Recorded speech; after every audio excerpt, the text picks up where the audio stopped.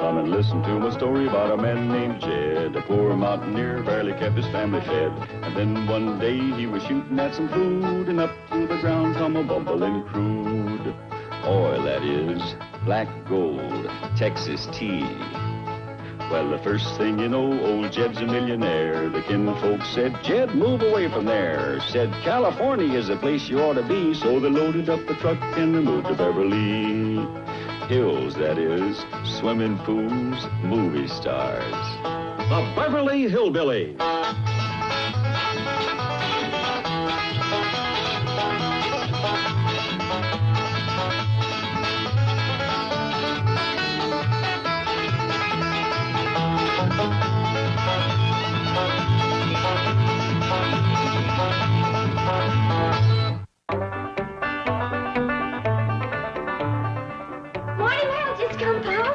Oh, thank you, Ellie.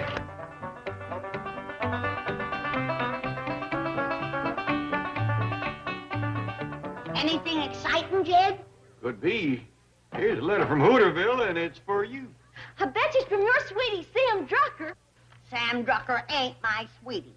He's crazy, mad, head over heels, desperate, in love with me. But, oh, it ain't from my sweetie. I mean, Mr. Drucker. It's from Betty, Joe, and Steve. And here's a picture of the baby. Look, ain't that a purty family? It is for a fact. Looks like they celebrating the baby's first birthday. Land sakes, it don't seem a year that I doctored the little darling. I'm sure it does fly. She's probably toddling around by now. I'd love to see her. Me too, and all the other folks at Petticoat Junction. Same here. Why don't we just haul off and go? Oh, Ladies, please. I know I'm an exciting thing to see. Get a hold of yourself. Uncle Jed, ain't this uniform something? Drives women wild. Even my own kid. They was cheering something else. That's the truth. I am something else. Will you be quiet, loud mouth? Uh-oh. You done sassed a 4-star general. I might just throw down on you with a court-martial. You ain't gonna throw it. Now, stop your squabbling. I'm going to get packed and ready to go. The rest you do the same, quick as you can. What's he talking about? Go where? To Hooterville. To see the folks at Petticoat Junction. That's what we was cheering about. Yeah, we wasn't cheering you, General Lunkhead. Now, watch it, civilian. That's your second offense. One more and you're in real big trouble. Jethro, why don't you go change so we can leave? Change? I paid a whole week's rent on this uniform. I still got 6 days to go. Well, ain't you supposed to join the Air Force and then get a uniform? No. They might start me out as a colonel or something. General gets a heap more pay. Well, I guess you know what you're doing. Well, if he does, it'll be the first time. Number 3. Now you're going to find out what happens when you insult General Buzz Bodine. What's buzz mean?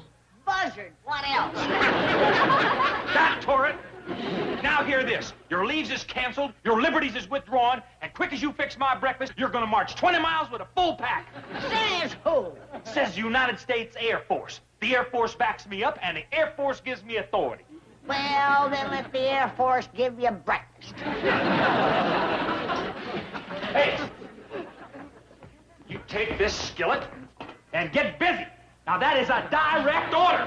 Jethro, if I was you, I wouldn't...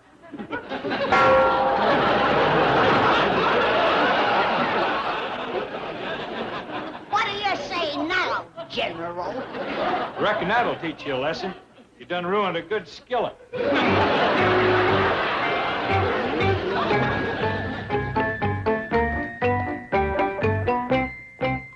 Well, I see you're all ready to go. Very nice of you folks to drive us to the airport. Our pleasure, our pleasure. To drive there, you wouldn't have to leave your bank. Oh, that's all right, as long as you don't leave my bank. What? You don't plan to stay in Hooterville long, do you? Oh, no, just a visit. Granny, Ellie Mae, come on, our ride's here. Oh, Mr. Clampett, don't pick up those bags. You could hurt your back. Miss Hathaway? Oh, shucks, they ain't heavy. Where's Jethro? Oh, he went out to the Air Force Base for breakfast and didn't come back. Yeah, They probably never tried to feed a four-stomach general before. You mean to say Jethro wore that general's uniform? That and a lump on his head. Granny, they may just keep him out there at that Air Force base. Not the way he is. Come on, Jed, let's get going. All right. Aren't you concerned about Jethro? Oh, he knows how to get to Hooterville.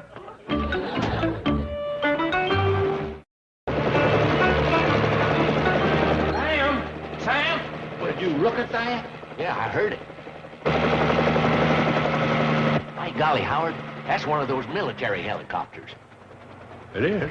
Yeah. And there's a general getting out. And he's heading this way. You reckon we're being invaded? Well, I don't think so. You don't usually find a general leading an invasion. Thanks a lot. Roger, we're going out. Hey, look at those ribbons. And 4 stars. That's an important man. At ease, civilians. Here.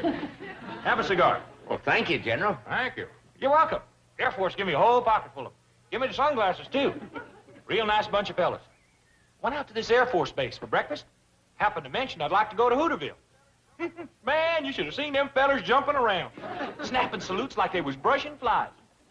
Offered me my own plane. I'd have took it, except for one thing. What's that? Don't know how to fly. You don't know how to fly? Not yet, but I'm fixing to learn. They such a nice bunch of fellas, I'm thinking on joining up. You're thinking of joining? That's right. Where'd you get that uniform? At a costume company in Hollywood. Wait a minute. Ain't you Jethro Bodine? I used to be. Now I'm Buzz Bodine. Pride of the Pentagon. Jethro, you know what you can get for wearing a general's uniform? Well, not exactly, but I bet it's plenty. Oh, here comes my train. I'm going to the Shady Rest Hotel and get that there fella Steve Elliott. Give me flying lessons. Well, Jethro, I wouldn't wear that uniform. I don't blame you. Wouldn't come close to fitting you. Steve, a general. Hughes Airport? Yeah, it was Uncle Joe's idea. He thought Mr. Hughes would be so flattered he'd lower the rent. Did he? Well, when it was Hughes pasture, I was paying $18 a month. Now that it's Hughes Airport, he's raised it to $25. Good old Uncle Joe. What'd you start to say about a general? Oh, yes. There's an Air Force general at the Shady Rest. You're kidding. He has 4 stars. Is that a general? Boy, is that a general. Tom, this is a chance for you to make some extra money. Oh, Well, he wants you to give him flying lessons. a 4-star Air Force general? And he wants me to give him flying lessons? That's what he said. Isn't it thrilling? It's crazy, that's what it is. What? Honey, I was in the Air Force for 5 years. I didn't even see a 4-star general. Well, you'll be nice to him, won't you? Nice to him. I'll shine his shoes, draw his bath, and serve him breakfast in bed. But why would a 4-star general come to an out-of-the-way place like this? I told you. He wants you to give him flying lessons. Oh, honey, somebody's joking. Do generals joke a lot? No, I've heard that they don't. Oh, well, you can ask him yourself. Here he comes. That really is a 4-star Air Force general. Now, don't forget to be nice. Don't worry. How do I look? Terrible. Thanks. General, sir, this is a great honor. I believe you met my wife. Betty. Yes, sir, Betty. And I'm her husband. Steve. Yes, sir. That's right. Betty, Steve. That is Steve and Betty. We're the Elliots. I haven't seen my husband this nervous since we had a baby. Yes, sir, that's true. We did have a baby. Oh, not while we were in the Air Force. That is to say, I was in the Air Force, not my wife. You see, she's a girl, so she... Sir, my wife tells me that you want me to give you flying lessons. I realize, of course, that the general's joking. Nope. You want me to give you flying lessons? Yep. See, Steve, I told you. He don't catch on to things too quick, does he? Come on, boy. Let's get on up there and wild blue yonder it. Where have I heard that voice before? He said he was called the pride of the Pentagon. Maybe it was there. Somehow that voice doesn't have the ring of the Pentagon. Hey, where's the starter? It's beginning to come to me. Me too. Hey, how do you start this rascal? The engine's inoperative. Well, let's fly over there and get it. Jethro. Jethro, what do you think you're doing? Learning to fly so I can join the Air Force. Do you know what you could get for wearing a general's uniform? Everybody asks me that. Must be a bundle. What you could get is the federal pin. No thanks, no pen. Uncle Jed don't want me fooling with nothing sharp. Jethro, let me explain it to you. Lots of luck.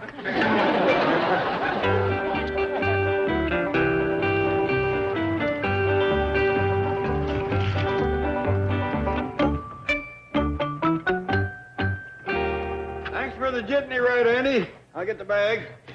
Please go and take the train out to the Shady Rest Hotel. Give our best to your family. Bye, Andy. Andy don't say much, did he? No, but when he does, it sure ain't worth listening to. Hi there, Mr. Drucker. Well, Ellie Mae and Granny. Hello, Sam. Howdy, Sam. Well, Mr. Clampett. Jed. Jed.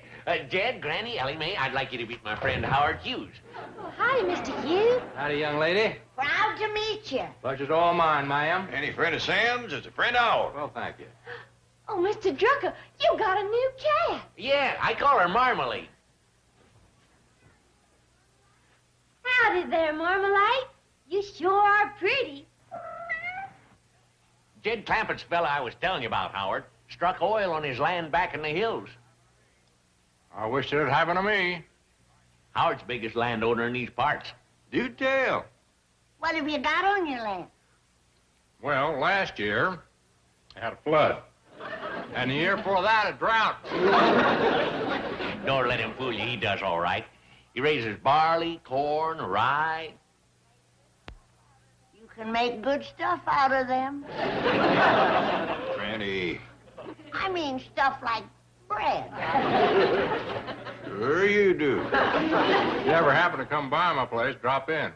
I'll give you 3 fingers of bread.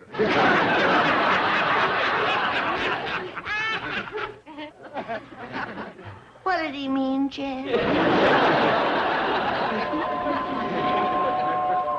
There's our train to the Shady Rest. Hey, Jethro's already out there. Jethro's in Hooterville? Yeah, come in a few hours ago. Was wearing an Air Force general's uniform. Said he was going out there and get Steve Elliott to give him flying lessons. I'll go out and flag down the cannonball. Sam, I think I'll go out to the Shady Rest with the Clampetts. I want to talk to Steve about a rent on Hughes Airport. Okay, Howard, we can finish our game later.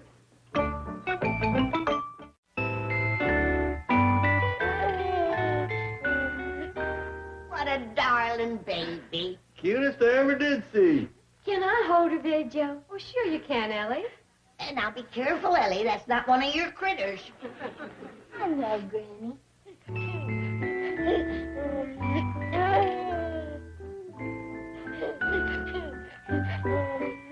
Look at that. Ellie and that young'un take to each other real natural. Oh, Jed, wouldn't it be nice if Ellie had a baby of her own? Yeah, but first it'd be nice if she had a husband of her own. Come on, Jethro, you look just fine. Uncle Joe ain't exactly a snappy dresser. Believe me, it's safer than wearing a general's uniform. Boy, what a come-down. From Pride of the Pentagon to a Hooterville hick. Hey, you're still going to give me flying lessons, though, aren't you, Steve? Oh, I'd like to, Jethro, if I had a safe plane, but that old crate of mine is falling apart. Would you like a new airplane? Would my wife like a mink coat? Well, go ask her. Forget it. Well, that's okay. My Uncle Jed's got $90 million. Hey, Uncle Jed, can I see you for a minute? You're right there. And I'll have some money of my own, too, now that I'm a retired general. Well, ain't I entitled to a pension? I wouldn't put in for it if I were you.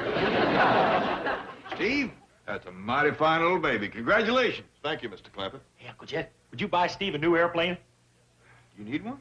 Well, yes, sir, but I don't expect you to. I mean, that is, we'd pay you back, naturally. We? Well, Uncle Joe and I are sort of in business together. What he calls Carson Elliott Enterprises. We have this crop dusting service. Say, Steve, I'd like to talk to you about the rent on Hughes Airport. Could you talk to Uncle Joe? Yeah, if I could find him, but he always hides, comes first of the month. See, we keep our plane in Mr. Hughes' pasture. Airport. Yeah. You hurting for rent, Steve? Oh, I'm hurting for everything, Mr. Clampett. My plane's in pieces, and we work out of this broken-down shack. Airport terminal. Yeah. I got an idea. Why don't we all go over to the pasture? Airport. And look things over. Fine. Hey, I'll go along. You all can use the expert advice of a retired Air Force general. Where are you going? We're going over to see Steve's crop dusting airplane. He does crops with an airplane? Yeah, you see, Granny, you fly real low over a field. And... Steve, I'll explain to her. She don't understand aeronautics like I do. You see, Granny, airplane's got a fan out front called a propeller. Spins around and makes a big wind. Understand? Well, anyway, Steve flies low over the fields, and the wind blows the dust off the crops. That's what you call crop dusting. Beautiful, General. Mr. Clampett, if you like the idea of buying out Uncle Joe, I'm sure he'll be amenable. Well, I don't want to get him riled. What I mean is I think he'd like it. And we could call the new company Clampett Elliott Enterprises. Wait a minute. I want in on that. After all, this here is my pasture. Airport. That's fine with me. Me too.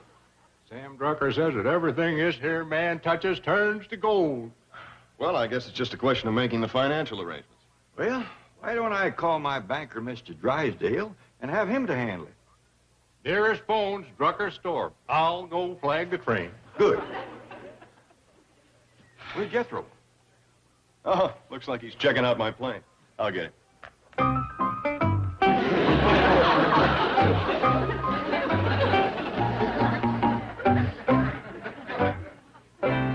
Jethro? Yeah? This is impossible. There's no opening between those two cockpits. There is now. Well, listen, we're going over to Drucker's store to call Mr. Drysdale. Get out. I wish I could, but I'm stuck. Jethro, when the Air Force lost you, they lost a great general. Thanks. Will you please help me get out of here? Mr. Clampett, you and Mr. Hughes go ahead and catch the train. This may take a while.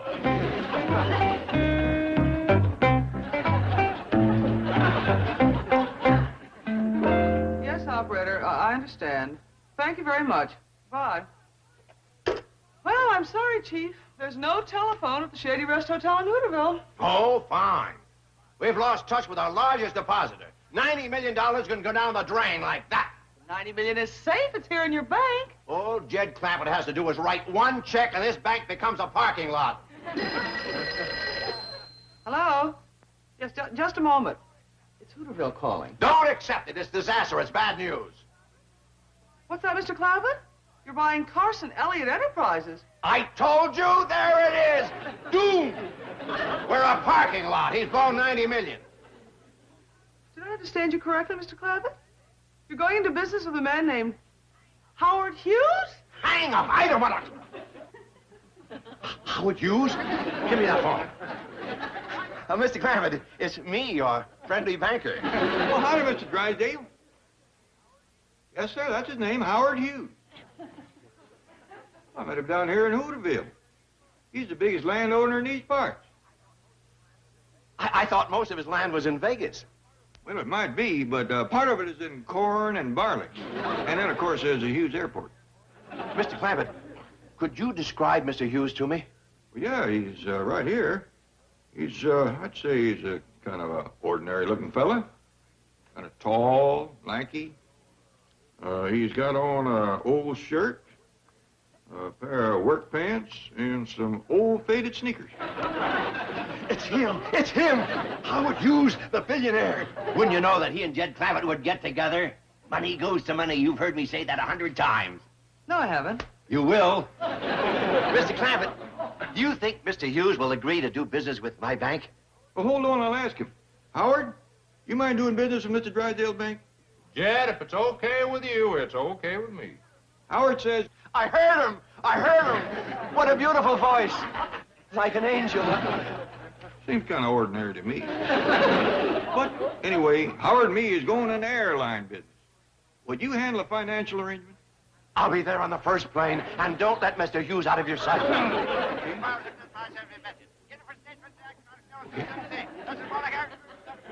Okay. Okay. Yeah? Okay. Bye. Never hear that man so excited.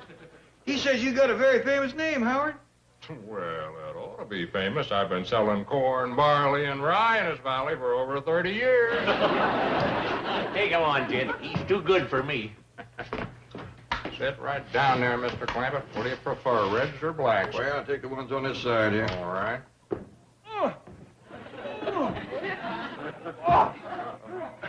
It's no use, Jethro. I can't get you out of there.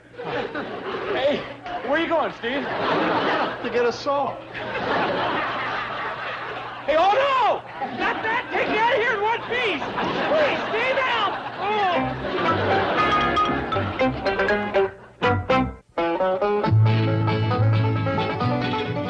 Black hat, black boots, black belt. Bad news for the bad guys. Walker, Texas Ranger. Weeknights at 6 on the Hallmark Channel. They found a bone, a human bone, and I just found the rest of the body. A body. From the Hallmark Hall of Fame collection. We have an explosive case here. Comes a secret too dark to uncover. The Runaway, Tuesday night at 9 on Hallmark Channel. Come back now, dear.